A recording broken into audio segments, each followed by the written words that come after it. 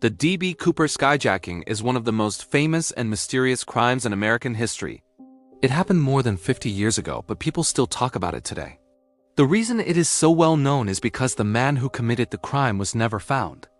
No one knows who he really was, and no one knows what happened to him after he jumped out of an airplane. This story is completely real, and it was investigated for many years by the government. Over time, it became a legend because it has no clear ending. The incident took place on November 24, 1971. This day was the day before Thanksgiving in the United States, which is a very busy travel time. A man arrived at the airport in Portland, Oregon. He bought a one-way ticket to Seattle, Washington. The ticket was cheap and the flight was short, lasting less than 1 hour. The man gave his name as Dan Cooper when he bought the ticket. At that time, airlines did not check identification carefully, so anyone could use a false name. The man who called himself Dan Cooper looked ordinary. He was described as being in his mid-40s. He wore a dark suit, a white shirt, and a black tie. He also wore sunglasses. He carried a briefcase and walked calmly onto the plane. Nothing about him seemed strange or dangerous. The flight attendants and passengers did not think anything unusual was going to happen. The plane took off normally from Portland. Shortly after takeoff, the man asked a flight attendant to come to his seat. He quietly handed her a note. At first, she thought it was a phone number or a message. She did not read it right away.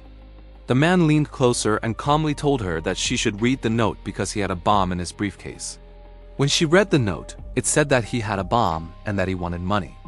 The flight attendant became very nervous, but she stayed calm. She asked the man what he wanted. He told her that he wanted $200,000 in cash. He also wanted 4 parachutes. He asked that the money be delivered in specific bills. He told her to take the note to the pilot. The pilot then contacted the airline and the police. They decided to follow his instructions to keep everyone safe. The plane landed in Seattle as planned. By this time, the authorities had prepared the money and the parachutes. The passengers were allowed to leave the plane safely. No one was hurt. The man stayed on the plane with a small crew. The money was delivered to him in a bag. He checked it carefully and seemed satisfied. He then gave instructions for the next part of his plan. The man told the pilot to fly the plane again, this time toward Mexico. He gave very specific instructions about the speed, height, and direction of the flight. He also asked for the back stairs of the plane to be lowered during the flight. This was possible because the type of airplane used on the flight had stairs that could be opened in the air. This detail later became very important in the investigation. The plane took off again at night. It was raining, and the weather was cold and windy. The man stayed calm and polite. He even offered to tip the flight attendant before she left the cabin. At some point during the flight, he asked the crew to go into the cockpit and close the door. He was now alone in the back of the plane. Sometime later, the crew felt a sudden movement. The plane shifted slightly.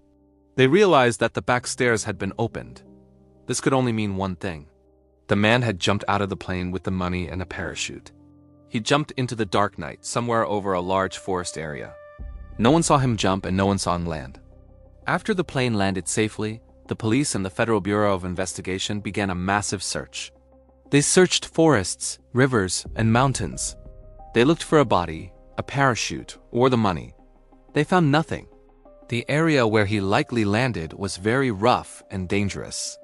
Many people believed that he could not have survived the jump. Despite the danger, some people believed he might have survived. The man seemed calm and confident. He gave detailed instructions about flying the plane. This made some investigators think he had knowledge of airplanes or military training. Others believed he was very lucky or very skilled. The truth is that no one knows. In 1980, almost 9 years after the hijacking, a small boy found some damaged money near a river in Washington state. The serial numbers on the bills matched the ransom money given to the hijacker. This was the only physical evidence ever found. However, only a small part of the money was discovered. Most of it was never recovered. Over the years, many people were suspected of being D.B. Cooper. Some were former soldiers, pilots, or criminals. Each suspect had some details that seemed to match, but none could be proven. Every theory had problems. Some suspects were ruled out by fingerprints. Others did not match the physical description.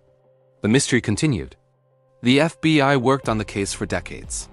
They collected evidence, interviewed witnesses, and followed many leads. They studied the parachutes, the money, and the notes. They even studied how the airplane worked. Still, they could not solve the case. In 2016, the FBI officially closed the investigation. They said they needed to focus on other cases. Even though the investigation was closed, public interest did not end. Books, movies, and documentaries were made about the case. The story became part of American culture. The name D.B. Cooper became famous. He was seen by some people as a clever criminal and by others as a reckless man who likely died. The D.B. Cooper skyjacking is important because it changed airline security. After the incident, airlines improved safety rules. Identification checks became stricter. New security systems were added to airplanes. The crime helped prevent similar events in the future. Today, the story remains unsolved. No one knows the real name of the man. No one knows if he survived or died. What is certain is that the event really happened.